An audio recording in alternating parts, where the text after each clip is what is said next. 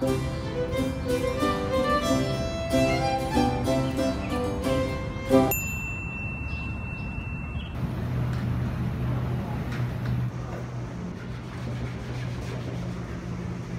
name is Adam Mondschein, and I'm an actor with an addiction to Shakespeare.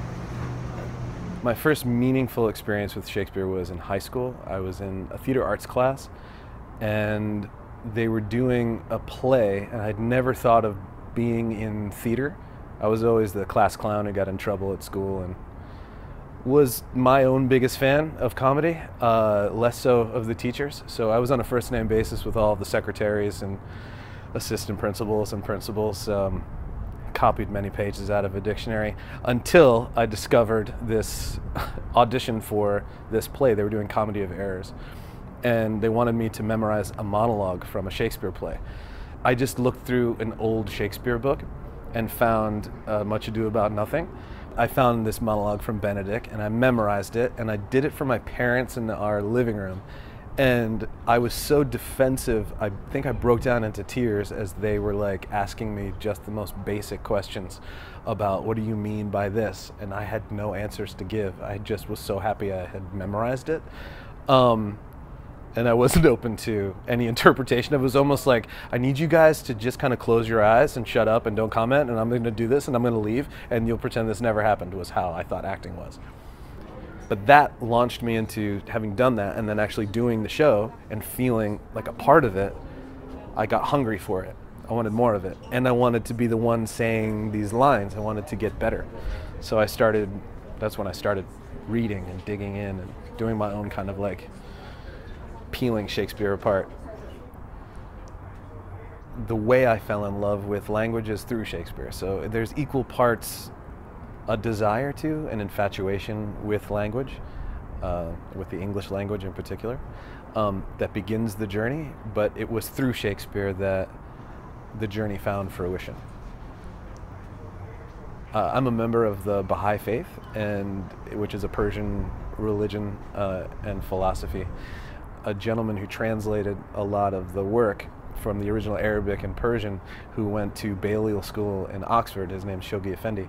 And the language that he chose to translate very elevated Persian and Arabic was Shakespeare, was the closest thing in English that could bring the weight to the kind of language being used apparently in the original Arabic and Persian. And that, it was this really lovely mixture of being able to read these translated writings and prayers and meditations that brought me into an appreciation for Shakespeare. A healthy dose of insanity, I think. There's a crazy part of us. You have to be in love with language, which is very difficult to do in the world we live in today, I think. Not everyone's in love with language. People want to abbreviate everything, shorten it. People are afraid, I feel, to express themselves. I would say it's not hyperbolic to say people are afraid of language. You have groups of people currently trying to translate Shakespeare into contemporary works that will be performed in a contemporary language, which breaks my heart. I don't think of myself as a purist so much as someone who loves language enough to bring myself up to its level rather than try to drag it down to mine. There's a difference between translating Shakespeare into a foreign language, which is interesting for conception, like for people to understand, for comprehension rather, to comprehend the work, but you still lose the poetry. It's very much like translating Federico Garcia Lorca's poetry into English, when the original Spanish is a kind of poetry that doesn't translate into English. It's still beautiful, but it's not the same. I feel like that's the same with Shakespeare. And I feel like you have to love language so much that you're almost a linguist in a way. You're such a fan of the English language that you will learn about it, you will dissect it, you will peel it apart to a degree that you are learning from someone who helped build the lexicon of the English language, that added words that we use today 500 years ago. I'll be reciting the opening monologue to Richard III. I find it to be the most compelling introduction to a villain in any piece of drama I've ever seen. Now is the winter of our discontent made glorious summer by this son of York, and all the clouds that lowered upon our house in the deep bosom of the ocean buried. Now are our brows bound with victorious wreaths, our bruised arms hung up for monuments, our stern alarums changed to merry meetings, our dreadful marches to delightful measures. Grim-visaged war hath smoothed his wrinkled front, and now, instead of mounting barbed steeds to fright the souls of fearful adversaries, he capers nimbly in a lady's chamber to the lascivious pleasing of a lute.